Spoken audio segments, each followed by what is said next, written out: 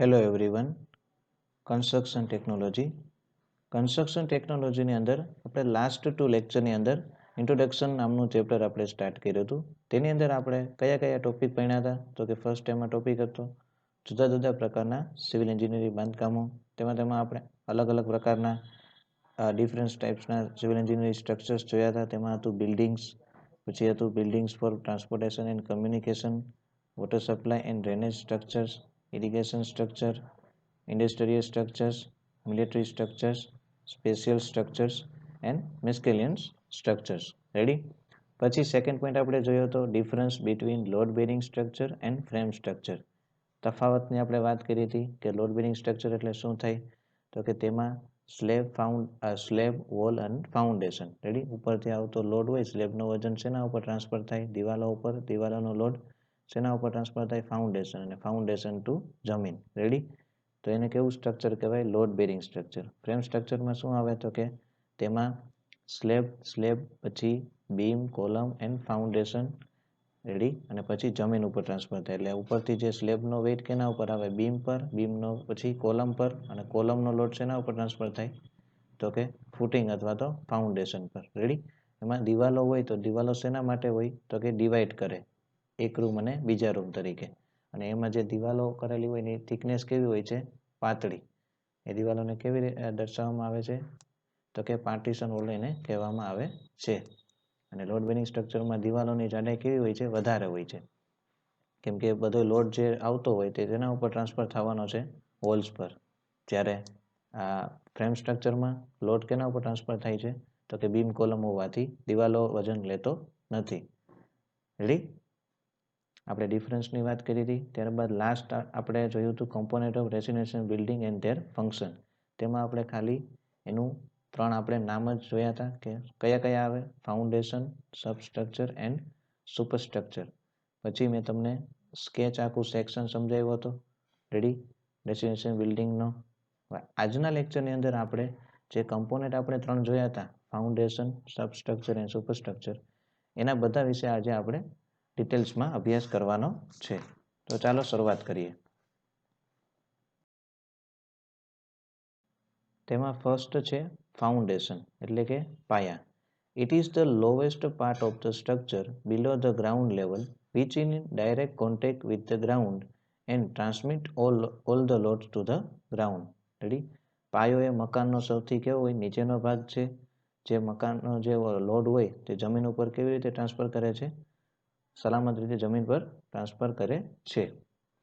Depending upon the type of soil existing at site, its shape bearing capacity and the type of building which is required to be constructed, a structure may need shallow અથવા તો deep foundation. Ready? તો કે site ઉપર આપણે કેવી માટી છે? Ready? કેવી સોઇલ છે? કે પોચી માટી છે કે પછી સખત છે? તે શેના ઉપર ડિપેન્ડન્ટ હોય? તો કે આપણો જે રીતનું જો આપણે હાર્ડ હોય, હાર્ડ સ્ટ્રેટા હોય, હાર્ડ સોલ હોય તો આપણો પાયો કેવો બની શકે? મજબૂત. અને કન્સ્ટ્રક્શન આપણે કોઈ પણ કામ કરેલું એમાં કેવા? તો કે 2 ટાઈપ્સના હોય આપણે ફાઉન્ડેશન. એક હોય શેલો અથવા તો ડીપ. શેલો એટલે છીછરું, ડીપ એટલે ઊંડું. પછી સેકન્ડ પોઈન્ટ, આપણે ફર્સ્ટ પોઈન્ટ કયો કમ્પ્લીટ કર્યો? ફાઉન્ડેશન. પછી સેકન્ડ પોઈન્ટ છે સબસ્ટ્રક્ચર. હવે બ્રેકેટમાં લખેલું છે પ્લિન્થ. એટલે સબસ્ટ્રક્ચરને તમે પ્લિન્થ લેવલ પણ કહી શકો. The portion of building between ground surrounding the building and the top of the floor immediately above the ground is known as plinth. Ground લેવલથી ફ્લોર લેવલ સુધીનો મકાનનો જે ભાગ હોય તેને શું કહેવામાં આવે છે? Plinth. The level of the surrounding ground is known as ground level. Ready? જમીન લેવલ હોય, જમીન લેવલ કોને કહેવાય? તો કે જમીન આજુબાજુ સોઇલ હોય, માટી હોય, તેને કયું લેવલ કહેવામાં આવે છે? જમીન. તેના ઉપર આપણે પાયો ખોદવામાં આવે છે. The level of the ground level of the building is known as plinth beam. Ready? Ground level છે તેને કેવું લેવલ કયું બીમ કહેવાય છે? Plinth beam. The height of plinth should not be less than 45 cm from the surrounding ground level. Ground લેવલથી પ્લિન્થની height કેટલી ઓછી ન હોવી જોઈએ? તો કે 45 સેન્ટીમીટર. 45 સેન્ટીમીટરથી તેની હાઇટ એટલે કે ઊંચાઈ ઓછી ન હોવી જોઈએ. The following parts are covered in the plinth. પ્લિન્થની અંદર કયા કયા ભાગો કવર્ડ થાય છે તો કે કેટલા કેટલા પોઈન્ટ એમાં આવેલા હોય છે તો કે એમાં ફર્સ્ટ છે ડીપીસી એટલે કે થાય dam proof course. Ready, page choose the સ્તર જે આવે છે ડીપીસી, જનરલી પ્લિન્થ લેવલ પછી ડીપીસીનો પીછડો જે આપણે એમાં એ કોઈ લેવલ નથી બિલ્ડિંગનો, પણ શું હોય છે મોસ્ટ ઓફ એમાં એક પેન્ટ હોય છે, એ પેન્ટ લગાડવામાં આવે છે જેનાથી શું ભેજનું પ્રમાણ ના આવે બિલ્ડિંગમાં, તેના માટે. પછી સેકન્ડ છે ફ્લોરિંગ. ફ્લોરિંગ એટલે શું, આપણે જે લગાડીએ છીએ ને ફ્લોરિંગ કરીએ છીએ તે, તો કે એમાં ટાઇલ્સ મોટી કોઈ એવું હોય, આપણે અત્યારે જનરલી મધ્યમ મિડલ ક્લાસ હોય તો એ શું ફિટ કરાવે ટાઇલ્સ. પછી માર્બલ કોણ લગાડે તો કે જે સદ્ધર વ્યક્તિ હોય, રીચ મેન કોઈ હોય તો એ માર્બલ લગાડે છે. પછી આવે કોન્ક્રીટ, તો કે સાવ પુઅર ગરીબ લોકો હોય તેનું શું કેવું હોય ફ્લોરિંગ, તો કે કોન્ક્રીટ વાળું હોય છે. પછી થર્ડ આવશે bedding for flooring. Ready, BBCC, brick bed cement concrete. પછી આવશે અર્થ ફિલિંગ, માટીને ફિલઅપ કરેલી હોય. Walls between ground level and plinth level, દિવાલો આવેલી હોય શેની વચ્ચે, ground level and plinth level. Works of plinth, પ્લિન્થના કાર્ય, તો કયા કયા પ્લિન્થના કાર્યો છે તે જોઈએ. It is transfer load of superstructure to the foundation. Ready, સુપરસ્ટ્રક્ચરના લોડને નીચે પાયા ઉપર ટ્રાન્સફર કરે છે.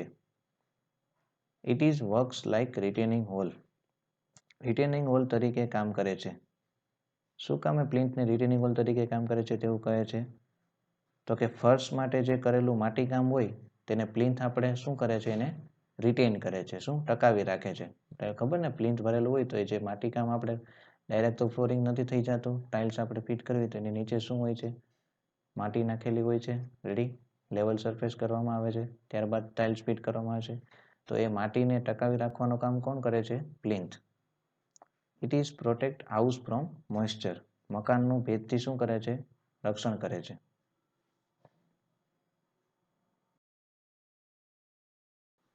બે પોઈન્ટ આપણે કમ્પ્લીટ કર્યા.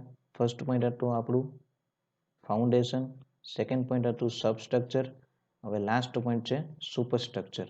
It is the part of the structure which is constructed above the plinth level. Ready, મકાનના પ્લિન્થ લેવલથી ઉપરના ભાગે જે હોય તેને શું કહેવાય છે, સુપર સ્ટ્રક્ચર. પ્લિન્થ લેવલની ઉપરનો જે ભાગ હોય એને શું કહેવાય, superstructure. The following are the important parts of superstructure. નીચેના એ સુપરસ્ટ્રક્ચરની અંદર એના પેટા ટૂંકમાં જે ટાઈપ્સ કહેવાય તે છે એના ભાગો. તો કે એમાં ફર્સ્ટ છે વોલ્સ. વોલ્સ એટલે શું થાય, દિવાલો. Walls transfer the load of superstructure to the plinth.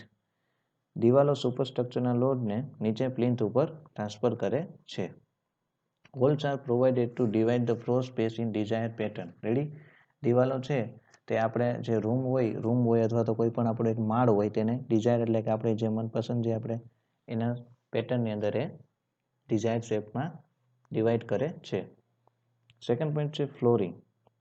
ફ્લોર્સ are flat supporting element of a building. Ready, floor કેવું હોય, એનું તળિયું કેવું હોય, તો કે એકદમ સમતલ સપાટી હોય છે.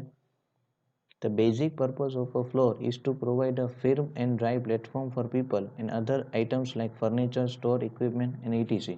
રેડી, તો કે આપણે ફ્લોરિંગ શેના માટે કરેલું હોય છે, તો કે આપણે એક તો પહેલાં તો મુક્ત રીતે ફ્રીલી અવર જવર થાય એના માટે, પછી રહેવા માટે, પછી કોઈ પણ સ્ટોરેજ કરવા માટે.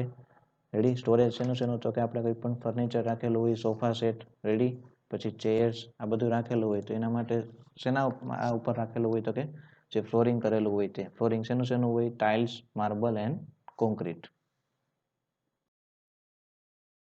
પોઈન્ટ છે ડોર્સ. ડોર્સ એટલે શું થાય, બારણા, દરવાજા. The main function of door is to allow the free movement into and outside the building. Ready, મકાનનો જે એક રૂમ હોય એમાંથી બીજા રૂમમાં અવર જવર માટે શેનો ઉપયોગ થાય છે, ડોરનો. પછી છે વિન્ડો. વિન્ડોઝ એટલે થાય બારી. Windows are generally provided for the proper ventilation and lighting of a building. Ready, તમે જોયું હોય તો કોઈ પણ આપણું મકાન હોય તેના ઉપર એક નાની એવી બારી મૂકેલી હોય, એ શેના માટે હોય, તો કે વેન્ટિલેશન પર્પઝ માટે હોય. રેડી, અંદરના જે આપણે સફોકેશન કહીએ ને કે એવું થાય, એના ન થાય એના માટે શું થાય, વેન્ટિલેશન બારી મૂકેલી હોય છે. જનરલી આપણે બાથરૂમમાં પણ એવું વેન્ટિલેશન એક વિન્ડોઝ હોય છે નાની એવી, શેના માટે હોય, તો કે લાઇટિંગ પર્પઝ એટલે પ્રકાશ માટે. Ready, as per IS minimum window opening should be 10% of the floor area. Ready, વિન્ડોઝનો જે પોર્શન મૂકેલો હોય એ કેટલો હોવો જોઈએ, તો કે આપણો જે ફ્લોર એરિયા હોય એના 10% જેટલો રાખવામાં આવે છે. પાંચમો પોઈન્ટ છે રૂફ. રૂફ એટલે શું થાય? આપણે સ્લેબ જે છત કરીએ તે. It is the upper most component of a building. મકાનના સૌથી ઉપરના ભાગમાં તૈયાર કરવામાં આવતું જે હોય તેને શું કહેવાય છે? Roof. Its main function is to cover the space below the protect it from rain, snow, sun, wind, etc. Ready? તેનું મુખ્ય કાર્ય કયું રૂફનું? તો કે મકાનનું આપણે શેનાથી? તો કે વરસાદથી, પછી વધારે પડતો પવન હોય તેનાથી, પછી સ્નો, રેડી, વગેરેની ખરાબ અસરોથી શું કરે છે? રક્ષણ કરવા માટે રૂફ આપણે તૈયાર કરેલું હોય છે.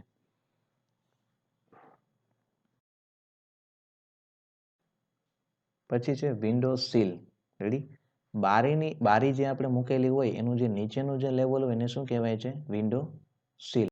Window sill are provided between the bottom of window frame.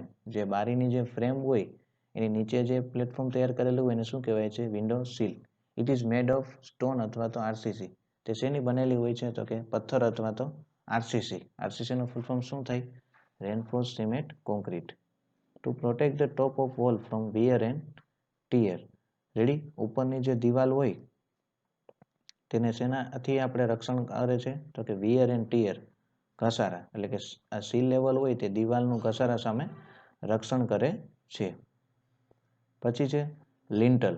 The actual frame of a door અથવા તો window is not strong enough to support the weight of wall above the opening. Ready? Lintel શેના માટે provide કરેલું હોય? તો કે જે બારી કે બારણાનું આપણે જે ચોકઠું કહીએ, જે ફ્રેમ, તેના ઉપર જે લોડ આવતો હોય એ એને રેઝિસ્ટ સહન કરી શકે એટલું ટૂંકમાં સક્ષમ ન હોય. તેના માટે આપણે શું મૂકવામાં આવે છે? લિન્ટલ. Hence, a separate structural element is provided over the door અથવા તો window opening. This is known as lintel. Ready? તેથી શું? તો કે જે આપણે બારી કે બારણા ઉપરથી જે લોડ આવે દિવાલનો તે સહન ન કરી શકે તેના માટે એક એલિમેન્ટ મૂકેલો હોય છે, ટૂંકમાં એક સ્ટ્રક્ચરલ એલિમેન્ટ. એને શું કહેવામાં આવે છે? લિન્ટલ.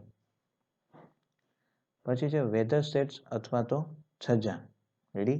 બારીમાંથી જે બહાર નીકળેલો પોર્શન હોય એને શું કહેવાય? છજ્જા. Chhajja are generally combined with lintel of window. Ready? એ કેની હારે જોઈન્ટ હોય, કમ્બાઇન્ડ હોય? તો કે લિન્ટલની સાથે જોઈન્ટ હોય છજ્જા.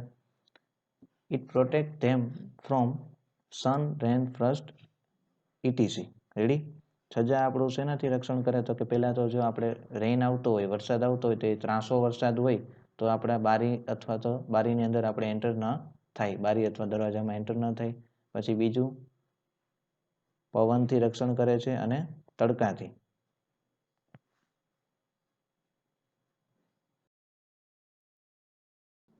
સ્ટેર એટલે કે સીડીઓ. In a building, stair is constructed for to communication between first floor to another floor. એક ફ્લોર પરથી બીજા ફ્લોર ઉપર જવા માટે આપણે શેનો યુઝ કરીએ છીએ? સીડીઓનો. Ready? Parapet wall. Parapet wall is constructed on the periphery of the roof slab to protect people from falling down the building. જે સ્લેબ હોય તેની ફરતે આપણે દિવાલ બાંધેલી હોય તેને શું કહેવામાં આવે છે? Parapet wall. શેના માટે હોય? તો કે ઉપર કોઈ પણ બાળકો રમતા હોય અથવા તો કોઈ પણ માણસો હોય તે ઉપરથી નીચે બિલ્ડિંગ નીચે ના પડી જાય તેના માટે બાંધેલી હોય છે. ટૂંકમાં આપણું શું કરે છે? રક્ષણ.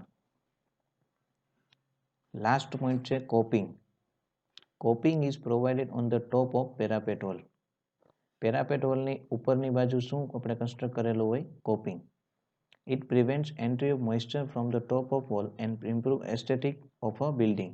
રેડી? ઉપરથી જે આપણે વરસાદનું પાણી આપણે દિવાલોની અંદર એન્ટર ન થાય, ભેજનું પ્રમાણ ન વધે એના માટે શું કોપિંગ કરેલું હોય તો એ આપણે એમાં અંદર આવતો અટકાવે છે અને મકાનનો દેખાવ કેવો બનાવે છે? આકર્ષક.